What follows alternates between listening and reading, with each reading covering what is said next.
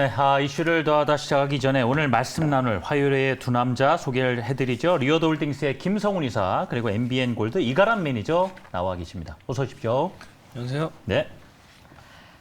네, 오늘 그래도 지수가 다행히도 장 막판으로 갈수록 반등에 나와줘서 너무 다행인 것 오전에도 같아요. 이제 음봉들이 막 축축 보이니까 아마 한숨들 많이 쉬었을 거란 말이에요. 예. 네, 오늘도 저희 내주부 통해서 많은 투자 인사이트 얻어가시면 좋을 것 같고요. 저희 매일매일 응원의 이벤트 함께하고 있습니다. 저희 방송 중에 유튜브 채팅창에 응원의 메시지 남겨주신 분들에게 저희가 선물 보내드리고 있고요. 또 저희 TV 방송화면 인증샷 사진 찍어서 보내주신 분들에게도 저희가 선물 보내드리고 있습니다. 네. 자, 어제도 이 유튜브 당첨자 하면 된다님이 당첨이 되셨는데 전화 연락을 안 주셨어요. 전화 꼭 2000번에 487 하나죠. 네. 전화를 주시면 되겠습니다. 하면 된다님 찾겠습니다. 자, 오늘은요 헤어 케어 세트와 다이어트 보조제 선물로 드립니다. 자, 그럼 바로 이슈를 더하다 시작하겠습니다. 자, 불황의 인기 시들한 IPO 다시 관심 가져볼까라는 주제로 이야기를 나눠볼까 합니다. 예, 올해 참 시장도 안 좋고 경기도 안 좋다 보니까 많은 대기업들이 IPO를 할까 하다가 철회했단 말이에요. 맞아요. 일정을. 사실 지난해까지만 해서도 뭐 계좌를 막 한 5개씩 개설하고 그랬죠. 정말 엄청났죠. 뭐 따상상을 기대하면서 자녀분들 계좌까지 그러니까요. 말이에요. 네. 그만큼 기대감이 높았는데 굉장히 안 좋았습니다. 다만 최근에 이 모델 솔루션이라는 기업이 IPO하면서 다시 불이 붙으려나 싶은 상황이 있기 때문에 저희가 말씀을 들어볼까 합니다. 자, 김성훈 이사님께 먼저 여쭐게요. 사실 굉장히 된다는 기업들 IPO는 참여를 일단 되기만 하면은 기본적으로 수익을 가지고 나오다 보니까 많은 분들이 관심을 가졌거든요. 맞습니다. 근데 한동안 시들했다가 모델 솔루션이 이렇게 이야기가 많이 들리네요. 네.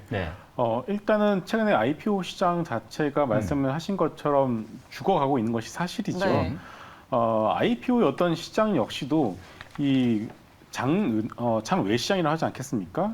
이 장내 시장 같은 경우에는 우리가 어떤 얘기를 참 많이 했냐면은 장외 시장에서 거품을 몸값을 억지로 만들어서 장내 시장에다가 유통시장에다가 던져서 우리 보고 알아서 처리하라는 그런 식으로 안 좋게 좀 그렇게 봤었던 것도 사실인 것 같습니다.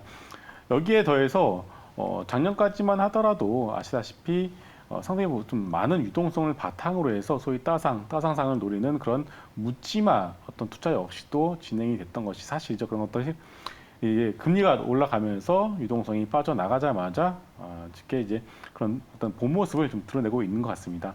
하지만 그럼에도 불구하고 이 유통시장이라는 것은 결국은 이 자본시장 내에서 좋은 기업들을 발굴해내고 그것을 모두가 좀 공유하고자 하는 어떤 그런 중요한 기능도 하고 있는 만큼 최근에 IPO 시장의 어떤 트렌드가 좀 변화가 되고 있는 것은 사실인 것 같습니다. 예를 들어서 HPSP라는 기업 그리고 성일하이텍 같은 종목, 세리킴 같은 종목들도 최근에 신규 상장 이후에 주가의 어떤 상승률이 100에서 150% 이상 올라가는 어마어마한 모습을 보여줬는데 그런데 최근에 잘 아실지 모르겠지만 이 소카라는 기업도 상장을 했습니다. 근데 소카는 오히려 거꾸로 주가가 흘러내리고 있습니다.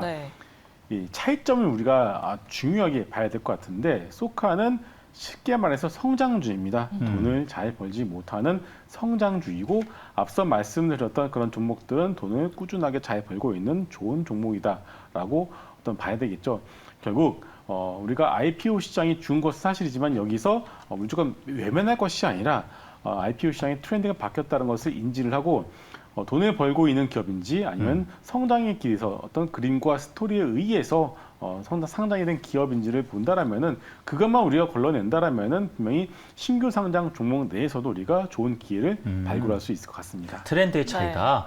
당장의 스토리보다는 당장 잘 버는 회사여야 된다. 이런 말씀이에요. 네, 무조건적으로 청약을 하지 말자 이런 말씀이신 것 같은데 이가람 매니저님께도 한번 여쭤보도록 할게요.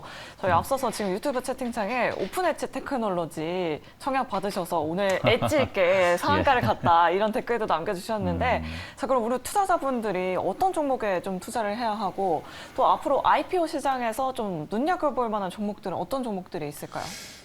사실 뭐 최근에 IPO 종목치고 세게 올라갔던 게 많지 않았다가 네. 패배떨이 이후로 다시 한 번 더 조금 이슈화가 되고 있는 것 같습니다. 그 와중에 오늘 또 오픈 엣지가 또 굉장히 크게 올라갔기 때문에 더욱더 관심도가 높아지고 있는 것 같은데요. 일단은 오늘부터 지금 공모창에 들어간 종목 중에 하나가 이너루스라는 종목이 있는데 네. 이거는 디지털 전환 자동화 소프트웨어 솔루션 업체입니다. 그리고 네. 또 기관 수요 예측 자체가 1,495대 1이었을 정도로 굉장히 높았기 때문에 이러한 종목도 한번 관심 가져보시면 좋을 것 같고요.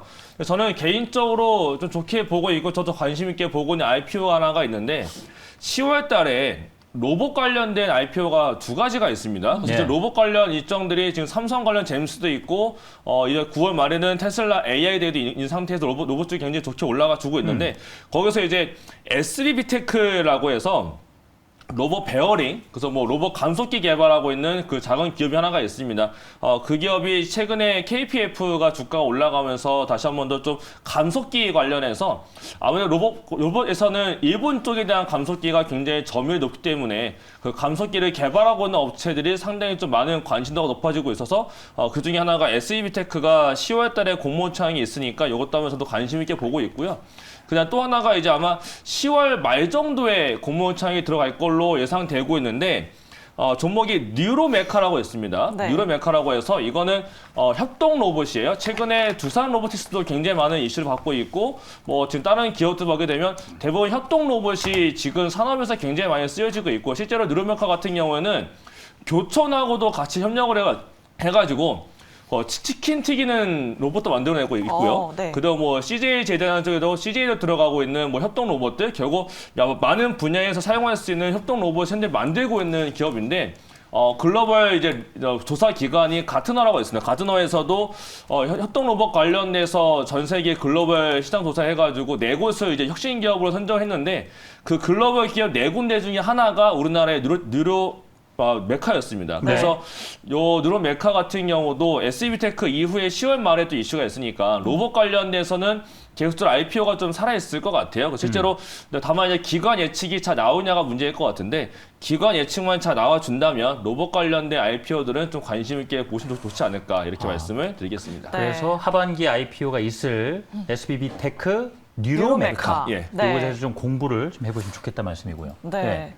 그렇다면 김성훈 이사님께서는 좀 네. 관심 있게 지켜볼 종목이나 앞으로 하반기 IPO 시장 전략 어떻게 잡으면 전반적인 뭐 좋을지. 시장 분위기가 좀 엮어서도 말씀을 해주시면 네. 좋을 것 같고요. 네. 예. 일단은 전반적인 시장 분위기는 하반기부터는 좀 좋아질 것 같습니다. 이 하반기가 이미 언제부터냐고 말씀을 그렇죠. 이미 드린다면은 3분기가 이제 그렇죠. 끝나는 상황에서 10월 중순에서 11월 초부터는 좀 연말 소위 산타 랠리가 네. 나올 가능성에 대해서 우리가 열어두고 생각을 해야 될 것 같습니다. 그 이유를 말씀을 드리게 되면은 네. 미국 미국 내에서도 파월 연준 의장에 대한 비판의 목소리가 나오기 시작했습니다. 쉽게 말해서 너가 잘못해놓고서 너희들이 연준이 잘못해놓고선 지금 와서 왜 우리가 고통을 감당을 해야 되냐라는 얘기를 좀 많이 하고 있는 상황이고요. 이미 파월 연준 의장이 시장으로 하여금 너네 겁먹지 않으면 안 되라는 것을 충분히 강조를 했고 시장은 최근에 나스닥 지수가 3주 연속 하락하면서 충분히 연준에 겁먹은 듯한 모습을 보여줬습니다. 그 얘기는 기대 인플레이션 자체를 꺾어버리고 있다는 뜻이겠죠. 이렇게 되면 어떤 현상을 우리가 기대를 해볼 수가 있냐면은 11월 FOMC에서 75bp가 아니라 50bp만 나와주게 되면은 시장은 서프라이즈로 보고 깜짝 랠리가 나올 수가 있습니다. 왜냐면은 75bp에서 50bp로 낮아진 것만 하더라도 시장 금리는 빠르게 내려갈 수가 있기 때문이겠죠. 그래서 우리가 그런 점들을 봤을 때는 지금 모두가 다 안 좋게 얘기하고 있습니다. 금리, 환율, 하다못해 이태리에 대한 어떤 이슈마저도 우리가 억지로 끄집어내서 야 이거 극우 전장이 당선이 되면은 뭐 1호전이 이탈할 거야. 아직 벌어지지도 않은 일을 갖다가 지금 네. 억지로 끌어내고 있는 상황이죠.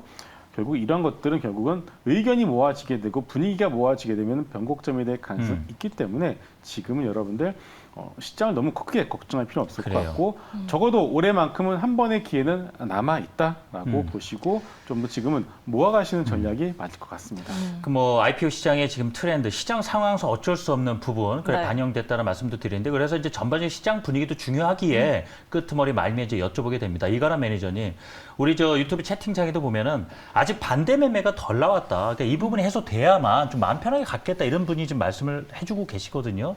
지금 시장이 한 번쯤은 더 출렁임이 지금 뭐 산타렐리 말씀 주셔서 굉장히 좀 안도는 되지만 한 번은 더 출렁거릴 수 있는 어떤 가능성 이런 부분에 대해서는 얼마나 좀 그래도 준비를 하고 있어야 될까? 어떻게 생각하시는지 의견 여쭙고 싶어요. 예. 충분히 출렁이 가능성도 더 있다라고 보고 있고요. 네. 반대 매매는 이제 어제 이거 오늘도 나왔고 이제 네. 이제 내일도 아마 반대 매매가 꽤 나올 걸로 지금 이제 좀 추정이 되고 있거든요. 네. 근데 반대 매매는 이제 지나갈 것 같고 반대 매매가 지나가면서 증시가 좀 이제 주 후반대 반등 나오다가 아마 10월달 CPI 앞도 지금은 CPI에 대한 기대감이 반영이 안 되고 있거든요. 네. 그러면 지금 10월달에 발표되는 9월에 CPI에 대한 기대감이 다시 한번 들어가기 시작하게 되면 증시가 잠깐 또 반등을 보여줄 수가 있을 것 같아요. 네, 그런 과정에서 이제 우리가 주목해야 될 거는 결국에는 국채금리가 될 것 같고 국채금리가 지금 연말 목표가 4.5 정도로 알려져 있는데 지금 2년물이건 10년물이건 다들 4% 근접해 있고 2년물 같은 경우 4.3까지 올라갔었거든. 4.3까지 올라갔기 때문에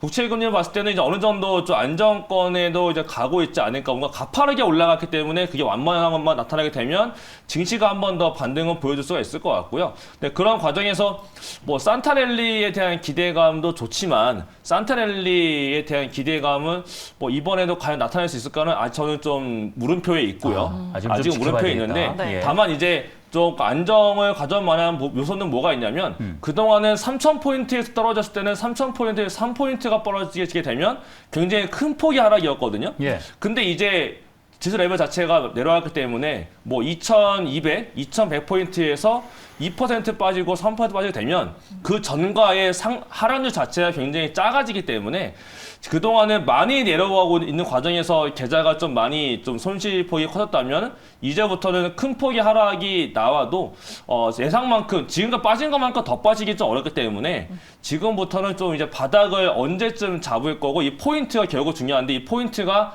언제 전환되는 포인트가 나와 줄 것이냐. 결국 이거는 지표로 확인되면서 연준 위원들 코멘트에 따라 다 달라질 거기 때문에 하반기에는 이쪽에 조금 더 관심을 가져보시되 어쨌든 저는 금리는 얼마큼 올라와 있기 때문에 가파른 상승은 이제 좀 제한적이지 않을까. 그래서 뭐 주식시장도 조금 이제 안정화를 되찾지 않을까로 보고 있습니다. 네. 우리 투자자분들께서도 각자의 어떤 공부를 하시면서 판단하실 텐데 좀 우리 두 분 말씀하신 부분 잘 좀 연관점을 찾으셔서 좀 정리를 하셨으면 좋겠습니다. 자, 이렇게 해서 이슈를 더하다 제가 마무리하고 이제 특징주로 넘어가 보겠습니다.